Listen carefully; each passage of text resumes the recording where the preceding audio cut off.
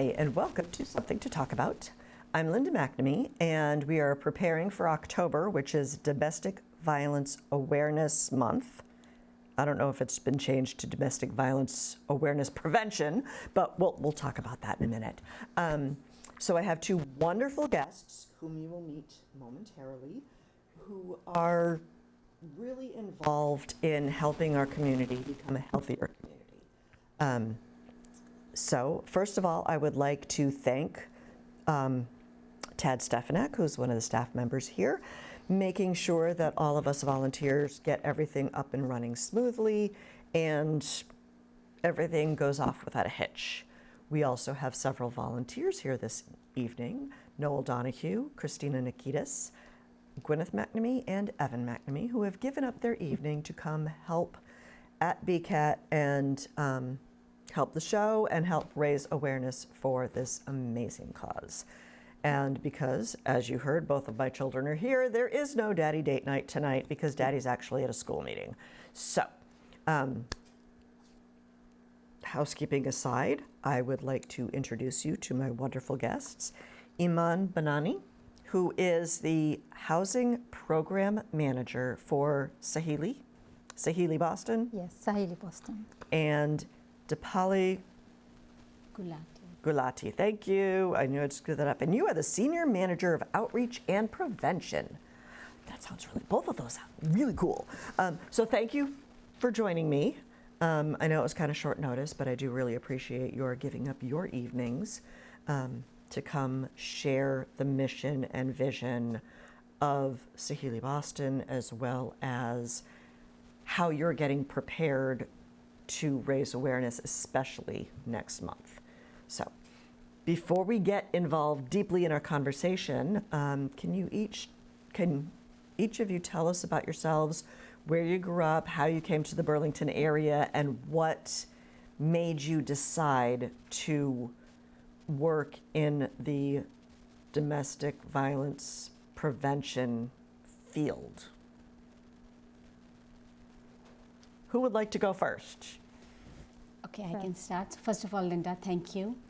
Thank you to BCAT for inviting us, for inviting Saheli to talk about this cause, and especially with the Awareness Month starting on October 1st, which is this coming Sunday. So thank you so much. My journey began about 34 years ago when I left India and I came here as a student. I had an undergrad in India and came here to study, have a master's degree in communications, radio, television communications. And careful, we might recruit you to help around here. Sure. In your copious spare time. So I did my master's here, and then recently I had a major achievement. I did my nonprofit certification for Harvard Extension School. I did the same thing! Congratulations. Although mine was a long time ago. Congratulations to you too, that's awesome. Thank you. So this has reinforced my dedication to work in the community and especially in the nonprofit sector. Mm-hmm. Why I came to Saheli? I've always been interested in women's issues. I remember in 2013 I was in India, and our helper, who was very sad and crying that day, said that her husband was being abusive.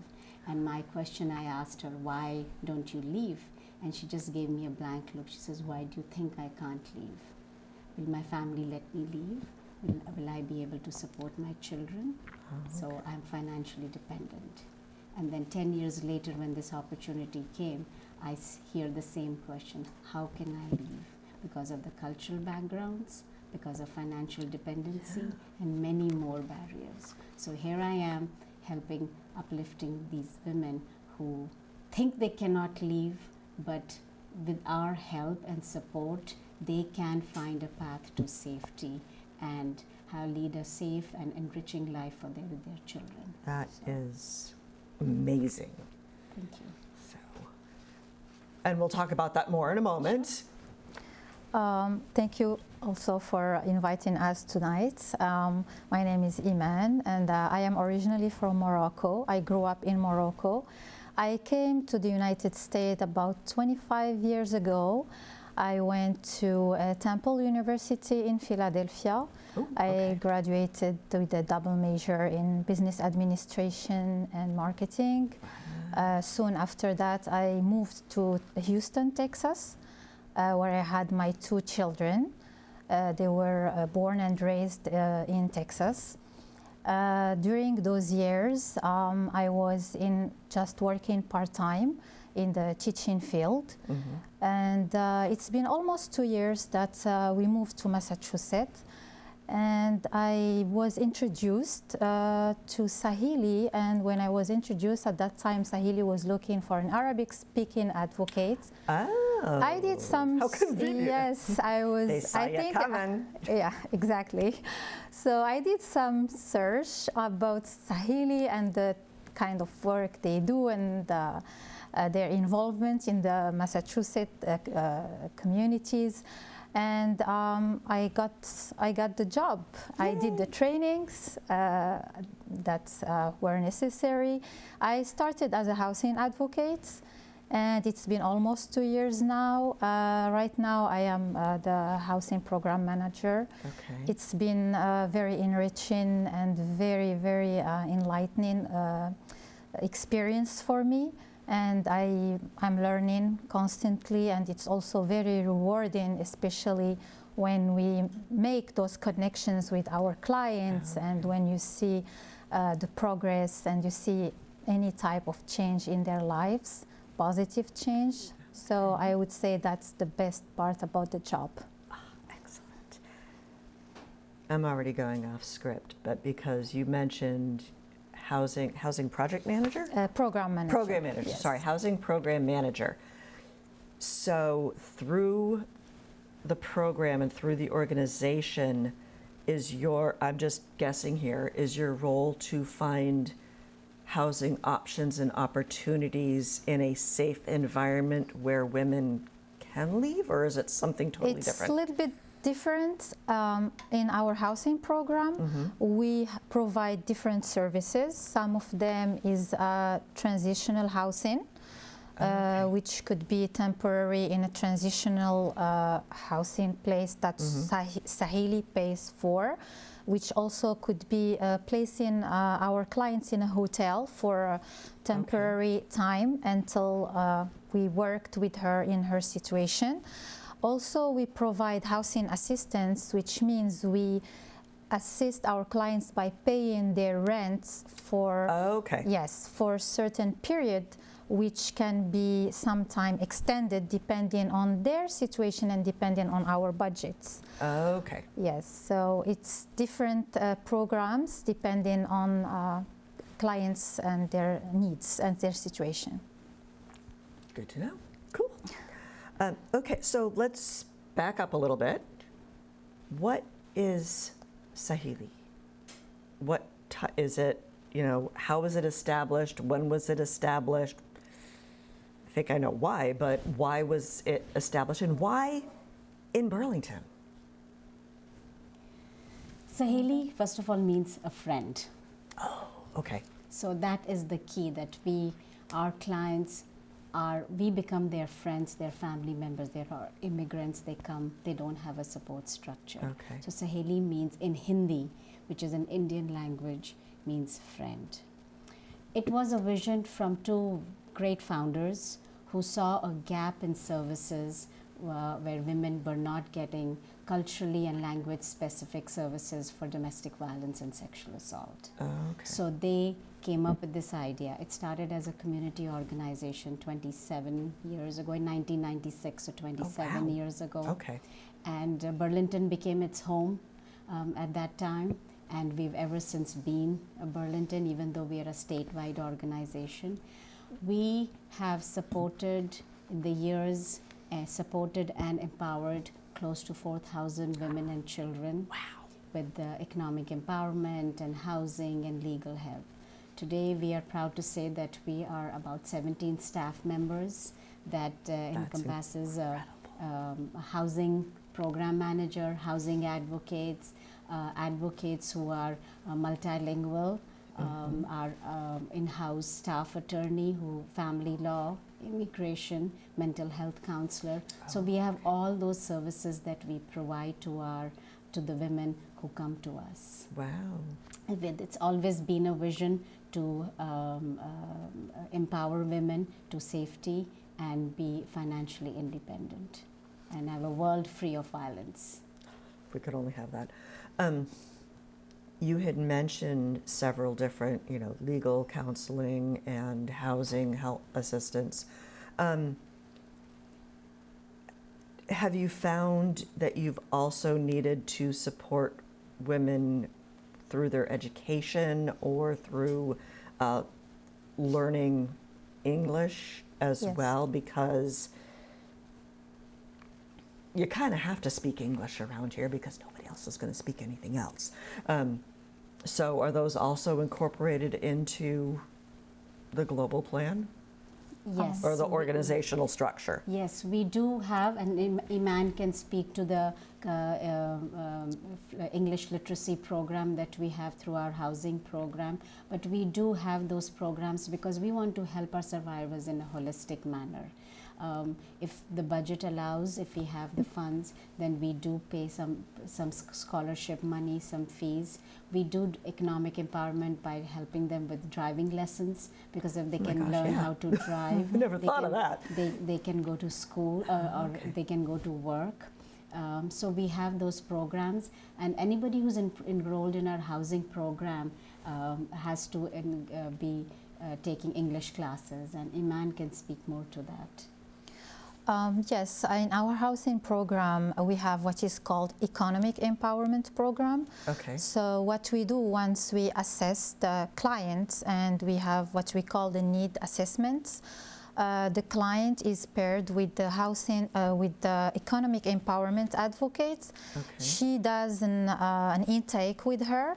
The intake takes care of everything that is related to economic, finance aspect of her situation. And from there, they set goals to achieve through our programs. Okay. So depending on each client, if she needs help with English, we help in two ways. We started English classes online through Zoom. Some of our clients joined these classes, and they benefit from them.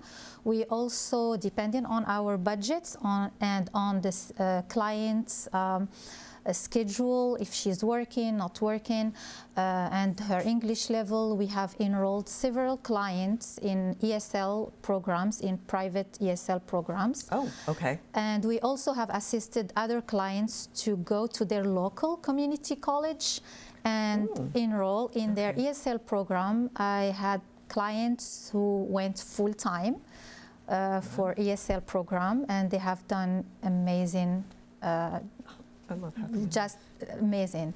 And I have clients who finished her English because she was like in intermediate level, and then she moved to a degree program that she's now pursuing. Excellent. So that's for the economic empowerment. We also help them if they need to write their resume, if they need to apply for jobs. They can come to us, or we can do a Zoom meeting and help them through those applications as well.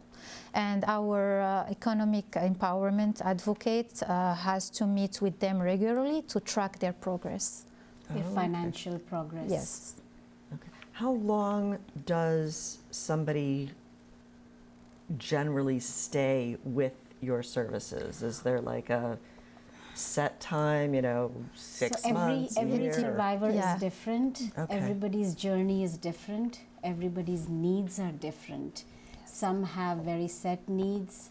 Some have emotional needs and they're all immigrants. They don't have family and support structure here. We become their support. We become their family.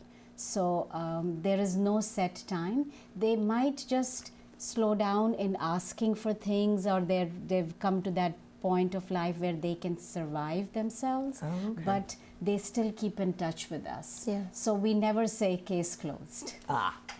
Okay. Yes. Did you have something to add? Because I just lost the thought that I was going to have. Oh, yes. When a client comes to you, do they come after they've left the abusive relationship, or do they sometimes come before to get like a support system to give them the courage and the resources that they need to leave? We've had both situations. Okay. Both situations. So it depends on the clients. We've had clients who come and ask for legal consultation because she wants to see things ahead. Before she takes that step and before she decides what to do, she needs at least to figure out what to expect in the future. As Deepali mentioned, our clients, most of them are immigrants and they have no family support, no community support, most of them. When these things happen in their home country, usually they have some kind of support to run to. Okay. But here for them, it's very difficult to make those decisions and even to move forward. Adding to that, that most of them, they have encountered either trauma, anxiety, things of that sort, which makes it difficult for them also to keep moving forward. Right. So here where our mental health program plays a big role, helps Right. them a lot. We have an in-house Arabic speaking therapist. We help our clients through support groups, and we also offer for them one-on-one therapy sessions Okay. for as long as they need. It has been helping them a lot to do those sessions. So if I may add, studies say that it takes 7 tries for a woman to leave an abusive relationship. 7 Okay. tries.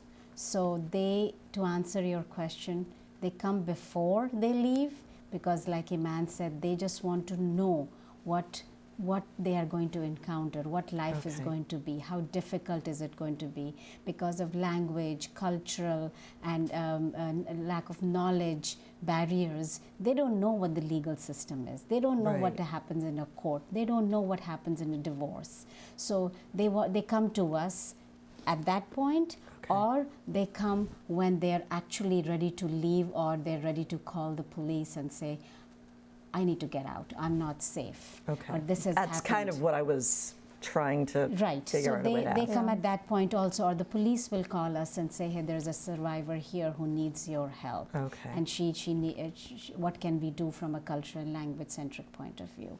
So they're both ends. Because I'm thinking, like you had just mentioned, seven attempts. 7 attempts. Because I'm thinking, how many years have they been in this abusive relationship? Even if it's, well, I don't want to downplay it, but if it's just a psychological abuse, you can't do this, you're stupid, nobody's going to want you. That already Adds up. builds up that, oh my gosh, what if they're right? Yes. And even without a physical component, it's got to be hard to take that first step. And Who I'm will just, believe And them? adding to that, most of them, they live with hope. They don't want to leave in first try. They want to give more chance. They always have the hope, things will change to better. Right. It will get fixed. It's going to stop happening. So it takes them time. Okay. We also sometimes receive calls from DCF, like Department okay. of Children and Families. If kids are involved, we receive calls from healthcare providers. So, and sometimes we just receive calls directly from the clients themselves. Oh, okay. Yeah, we've had clients So who it's just not Googled always- and were trying to find help, and they found us online, and they would just call our helpline. Okay. Now you mentioned you partner with DCF and Yes, local authorities. many local police departments in the greater Boston area.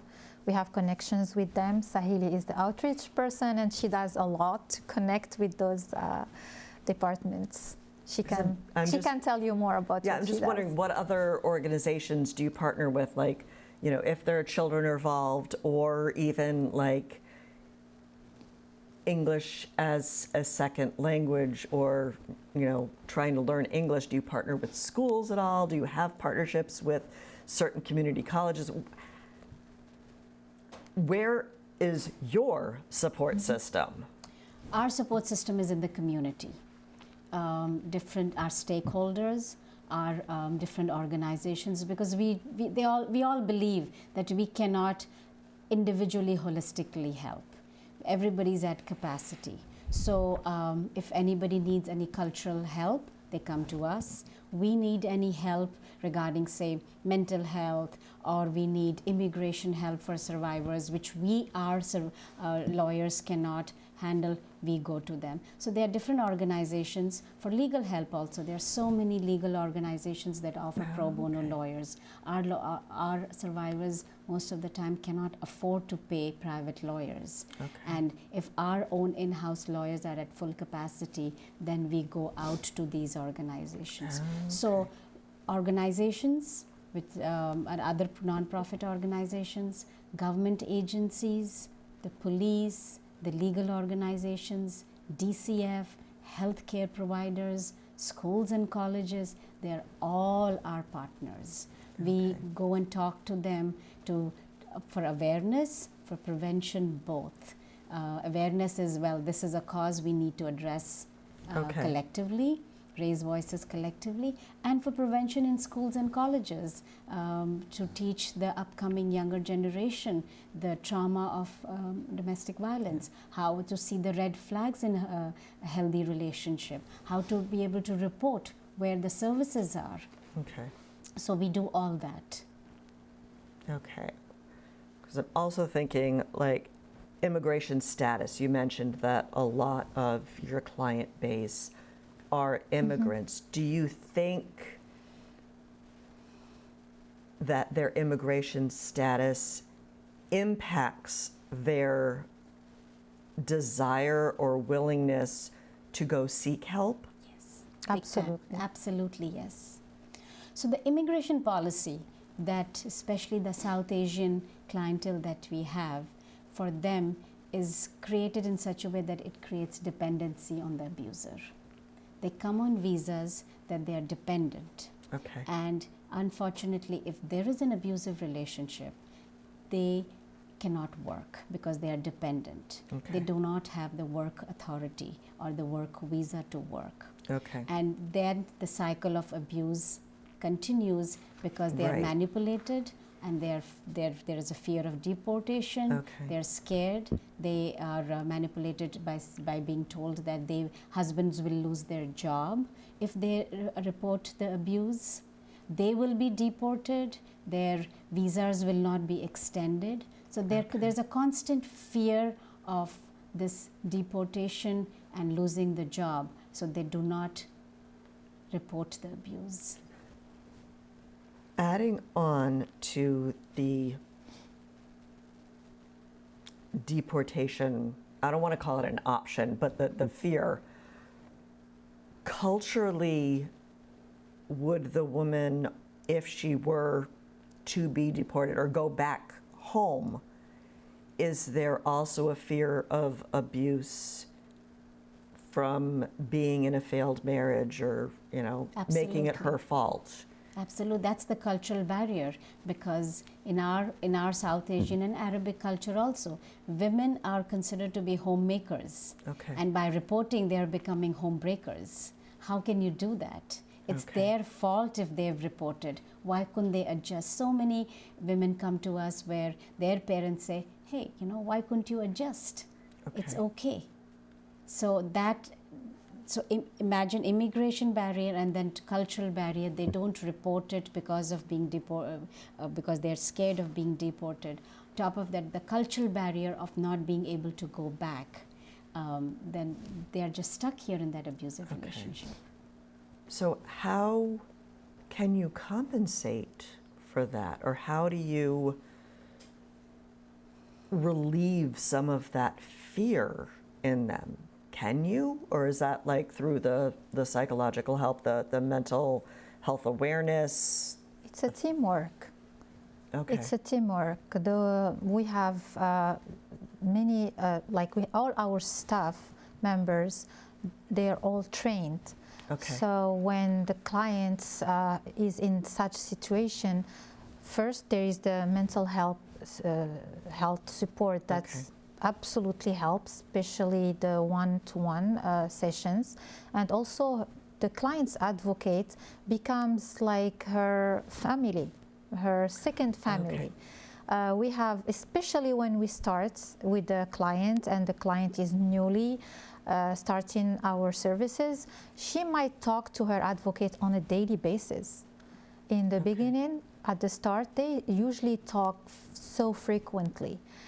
Later on, it gets a little bit better and they start getting into the system, having some support, gaining more confidence. Then we talk to them less and it goes like that, yeah. Now, do you find like the age of your clients are similar, or do you have younger women as well as older women? All ages. Mostly in their late 20s to, I would say, mid-30s. Mid-50s. The majority, but so we have 50s and yeah. Okay. Because again, you know, the cultural structure probably also plays where it's harder for an older person to leave because she's either been in the relationship for a longer time, or the family might be more traditional than a younger family. It is very sad to see when an older woman comes like in her mid-40s and say that I've endured this for 15, 20 years now. Yes. It's very sad that the kids have grown up in this environment where they are themselves traumatized. So we try to support them as much as we can, but it is very sad to see that.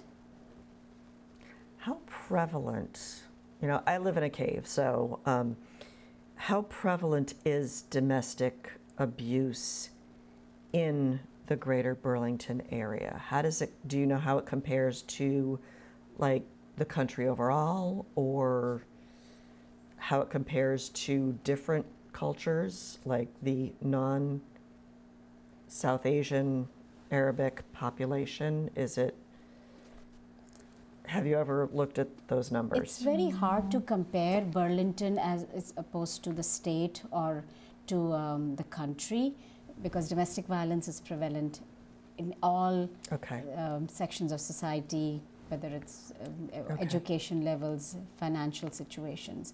But I would definitely say this, that in the South Asian or an Arabic community, I won't say it's underreported, but it is less reported in this sense because of the language, because of the cultural, because of the immigration barriers. So they don't know. The fear of deportation, like I mentioned, financial dependency, lack of family support structure, all are the reasons why they are scared to report it. So we might see less cases compared to that, but it is prevalent in a big way. Okay.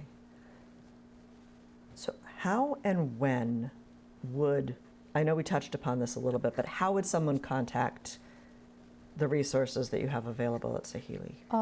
We get contacted through different ways. As I mentioned earlier, we have connections with police departments.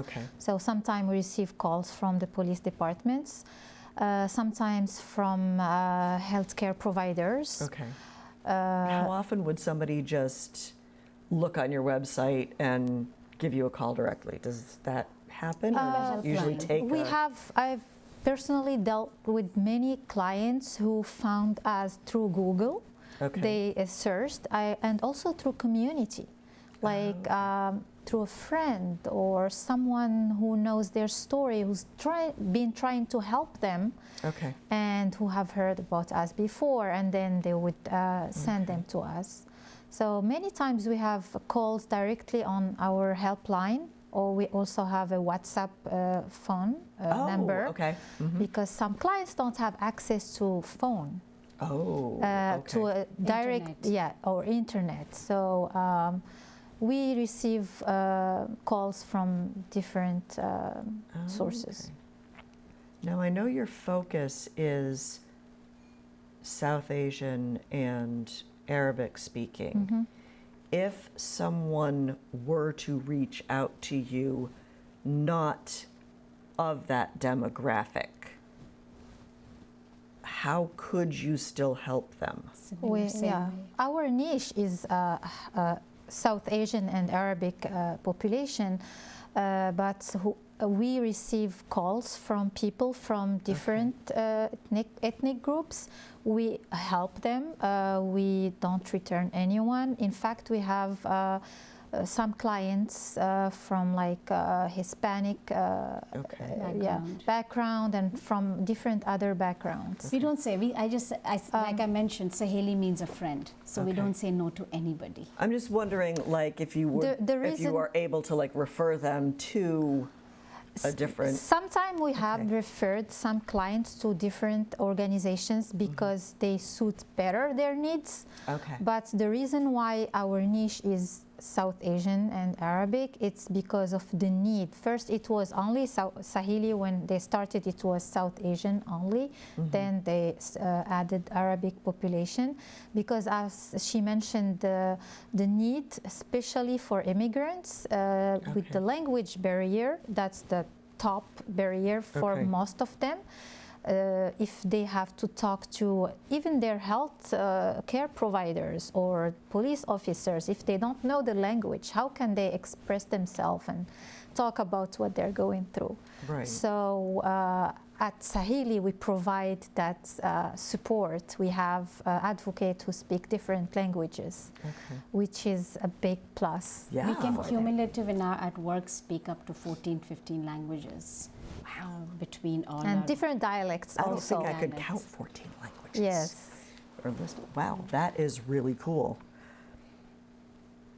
Can we talk more about the outreach that you provide, both for helping those who are impacted or affected by abuse, but also the awareness to kind of break the cycle? I know that's kind of two questions. So to break the cycle, we try to go into schools and colleges. We try to train them. We talk about, like I said, healthy relationship, the red flags of a healthy relationship. What is domestic violence? It is just not physical, it's emotional, it is psychological, it is financial, it is immigration, there is sexual violence. So we try to educate the younger generation different forms of violence, how to see the red flags, how to report, and also empower them to become advocates in the community. We are trying to build a peer collective, community collective program where bring in these young adults, high school students to talk to us what is important to them in their schools, and then we build a curriculum so that then they can go and talk to their peers.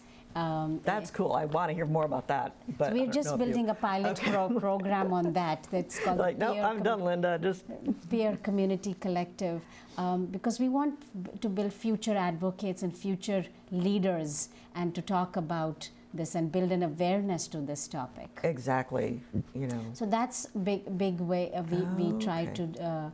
We are doing in school and in colleges. We are trying to do workshops and seminars to bring the issues of date violence, date rape, and how to see again healthy relationship, mental health, what the kids go through when they're in high school through mental health programs.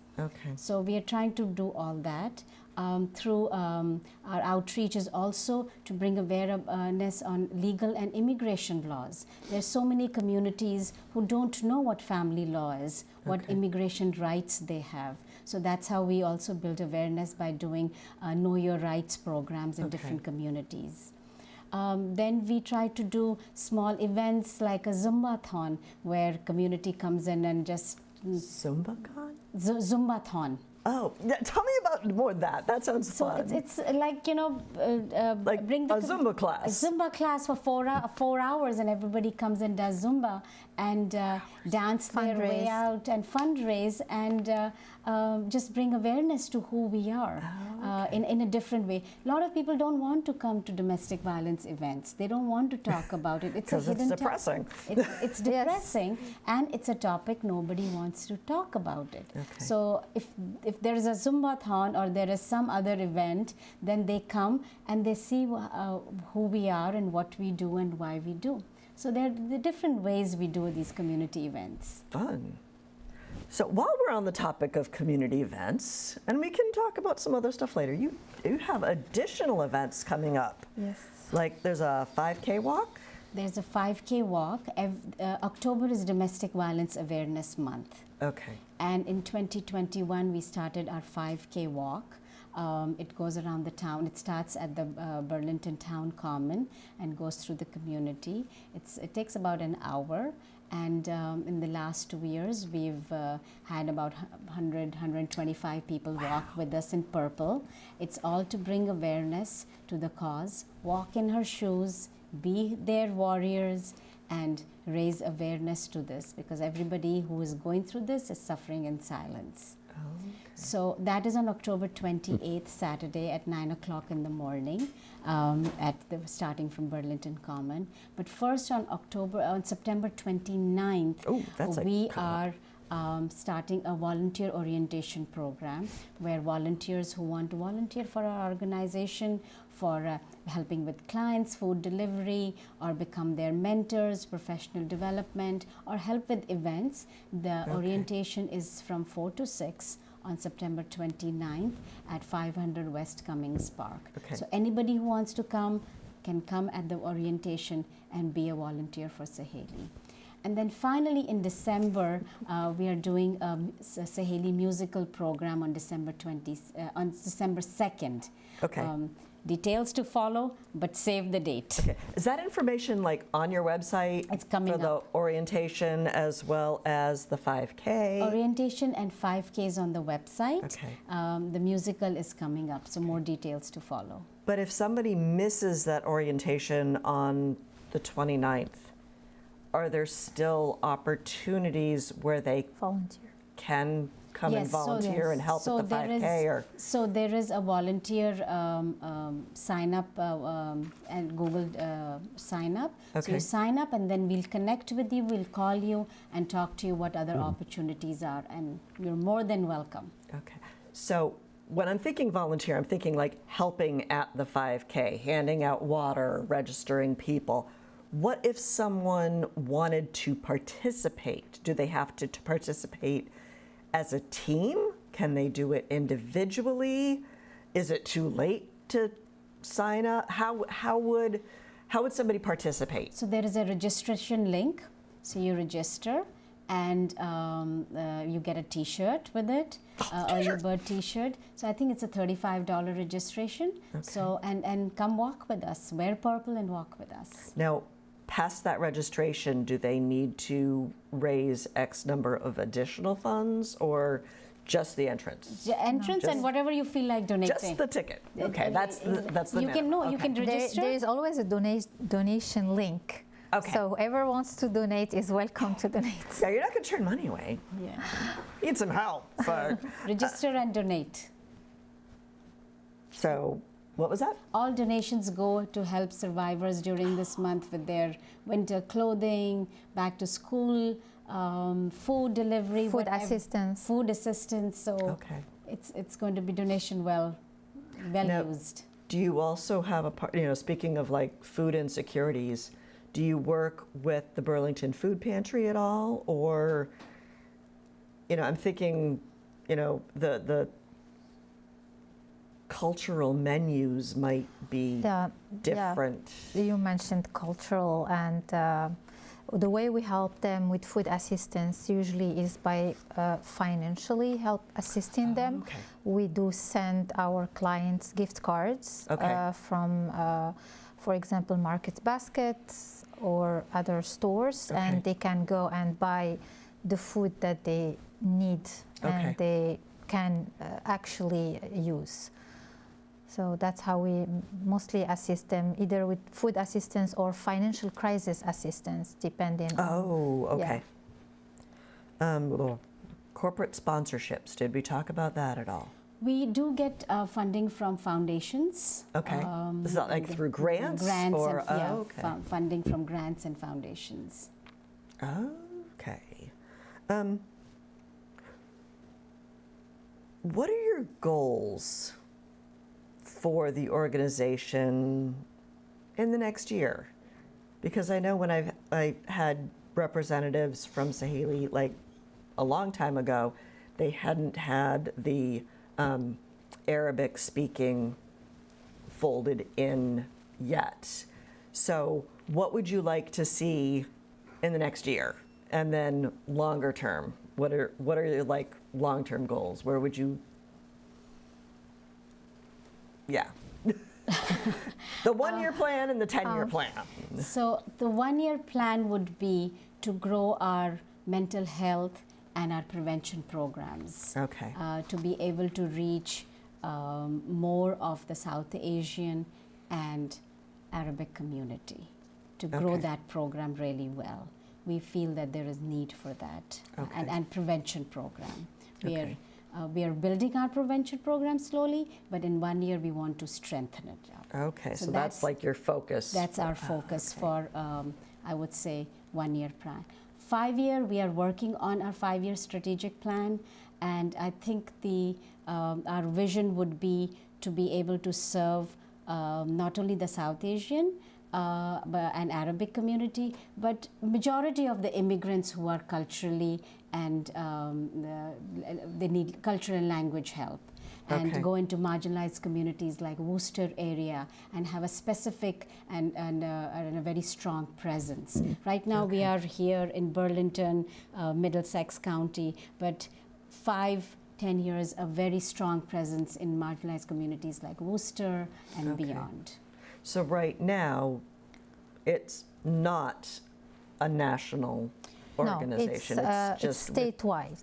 It is statewide, but It's you want to statewide, extend your yes. reach. We do receive calls from out of state sometimes, but all we can do is to connect them with their local organizations. Okay. But we can only help statewide. Okay. So we are a statewide organization, and clients come from all over the state. By having a strong presence, say, in another town, it's easy for them to access us. Right now, if a client is in Worcester because of transportation or Springfield. Okay. 2 hours. So like opening a Yes. branch. That I would wouldn't say be- opening a branch yet. We still have to figure that out, but have a strong presence. Long Yeah. term. We can dream. Yes. We can dream. We can dream. Why not? And one of long-term dreams I think always about for housing is to have transitional housing with bigger capacity, because I've dealt with clients with like religious backgrounds, culture backgrounds, where the client has nowhere to go. We're not ready to move her to an apartment yet, because that's a long process, takes time. And we are limited in paying for hotel. We do have clients stay in hotel, but we cannot do it for a long period of time. So sometimes the client has no other option except the shelters, and that's devastating for our clients. As soon as you tell them, let's try shelters, she starts crying, and it's very difficult for them because of their upbringing and their culture, their religion. It's difficult for her to just go with random people. The food is an obstacle, the language is an obstacle. It's very traumatizing. And you're so already... having a large capacity transitional housing would be something great. That would be cool. Wonderful. Now, would it be? Where, go ahead. why I say that, because if we have something like that, we understand their needs, we understand where they come from, whether it's their religion or living necessities, culture. So we can provide depending on their needs, and we can make accommodations depending on their needs, and especially when they have kids and different ages. So all these things add up. So as you started to answer my question, but I just want to make sure I understood you correctly. So families can come and take advantage of your resources, or, you know, so a woman wouldn't just leave her family. The kids could theoretically come with her. It's very challenging for a mother to take her kids and go to a shelter. Oh yeah. No. It's for her, sometimes she rather stay in an abusive relation and don't keep her take kids safe. That's for her. It's more safe. It's safer than taking them to a shelter. Shelter for South Asians or Arab women is it's very difficult. Very daunting. Very daunting. Very daunting.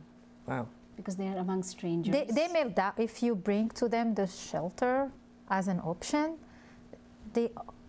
All of the clients I dealt with, immediately they start crying. Okay. And they beg you, please do anything, please, anything except shelter. But trying to find a location for the woman and all of her. It's not always easy. Yeah. It takes time. It's a process. Most of the clients financially are struggling. Most landlords would definitely refuse their applications if it's a low income or sometimes no income. We try hard to give promise to the landlord. We'll take care of the rent as a payment for, we tell them the length of the time, but it's not always easy. It takes time. It's a process. Oh, absolutely. And shelter for them, it's not an option. It's just scary. It's just scary. Yes. You know, it's got to be, because even for, you know, the non-South Asian population, going to shelters is still really scary. Very scary. Yeah. Yeah. Most of our conversation has been dealing with spousal abuse. Have you seen, or how frequently have you seen, like, elder care, where there's an elderly parent who's being abused? Yes. Is that still? Yes. Yes, we do see. Yes, we have seen. We see clients where they come and say, our children are abusing us. We've had mothers say, my daughter was abusing. Father coming and saying, my son and daughter-in-law are abusing me because they don't want to give me money to buy medication or to buy food, and they want to take away all my savings. So yes, we see elder abuse. Because I've had like guests on the show talking about housing, and they said, you know, due to just situations and circumstances, there is a lot more multi-generational cohabitation. Yes. So I'm just wondering how that impacts your work. So, like Imane said, we don't say no to anybody. And if they come to us, we help them similarly. We advise them, we give them similar kind of advice, and whatever we can do with them. Okay. So, with the fundraisers, you did say you have some corporate grants, but I can't imagine a 5K or a Zumba class really funding We do everything that you do. So we do of have course. grants. We have federal grant that helps us. And every alternate year we do our gala, which one was last year in 2022 December, and then now it will be in 2024 December. So that is our big source of funding. And we have government, we are funded by Department of Health, and we have federal grants. And do you have like just individual donors who Yes. help contribute? Yeah. Okay. What am I forgetting? Have I because we have a few minutes left, and I'm just wondering, is there anything that I haven't asked that you really want our community to know? Either is there something we can help you, others can help the organization, whether it's through volunteering or raising awareness. If it's a raising awareness, what is I don't want to say the easiest way, but what am I forgetting? I think all those kind of help would be highly appreciated, whether it's through volunteering or raising awareness, and mainly by fundraising, because funds make big difference in the survivor's life, and it makes a big difference on the way we can help them and the way we can provide services for them. Okay. As, for example, housing, we can start a client for, I'm giving an example, 12 months. We promise we will pay the landlord for 12 months for her rent. What happens after 12 months? We have to review her case. Okay. We have to see if we can extend, and one of the obstacles is funding. Okay. If we have more funding and the clients needs more help, that would be amazing. We can help longer, because during the time we are assisting with rents, that's where we work with the clients on her mental health, on her economic and financial empowerments.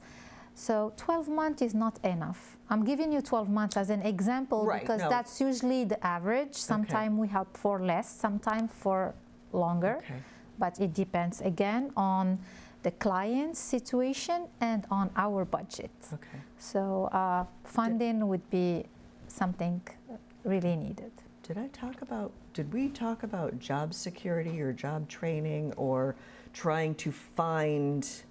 That goes under our economic empowerment program, where when we do the intake, we assess the client's financial and economic situation. And it depends on where she is. If she needs help with language, first thing we direct her is to a language program, whether we can pay like intensive program, or if she lives near a community college and she can apply if she's eligible to. Some clients are not because of their immigration status or because of their education level, but it depends on each client. So English is number one to tackle. Then depends on her skills. Has she worked before? Does she have any work experience or not? Is she educated? We have clients who are educated, but they lack the language.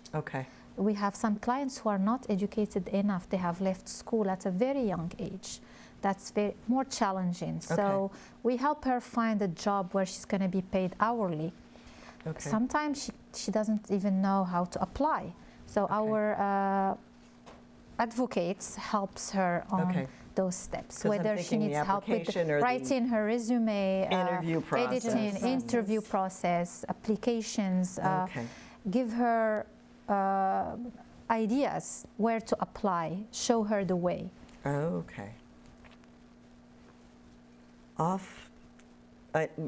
pressure.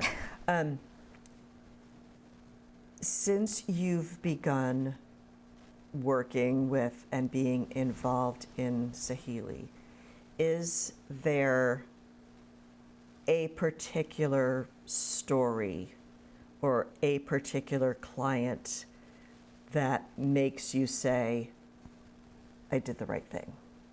This is why I go to work every day. This is why I do what I do. There is no champagne popping event for us either way.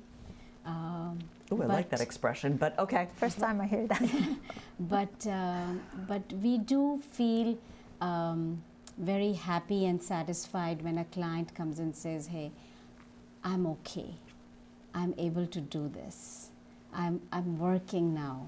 Or I got a car today and I'm driving to work. Small achievements make us happy.